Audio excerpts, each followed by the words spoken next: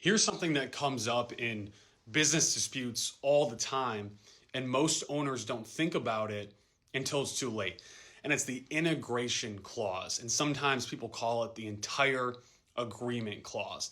And it's usually one sentence near the end of a contract that says something along the lines of this agreement represents the entire agreement between the parties and supersedes all prior discussions. And most people, they skip right over it, right? It's at the end of the contract, it doesn't really matter. But legally, that clause does a lot of work for both binding parties. It means anything you talked about before signing that didn't make it into this written contract usually does not count. So all those emails, all those texts, those verbal promises, things like, we'll handle that later. Don't worry, we won't enforce that part.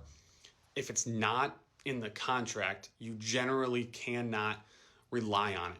In court, the focus becomes the written agreement, not the conversation around it when you have this clause at the end of your contracts. And so this ties into something called the parole evidence rule, which basically means courts limit the use of outside evidence to change or add to a contract once it's finalized.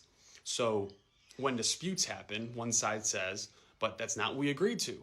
And then the other side points to the contract. And this integration clause allows for the contract to be the only thing that can bind you in court. And the court usually follows the contract. So the practical takeaway is this: if you want something in the contract, if it matters to you, it needs to be in the written document.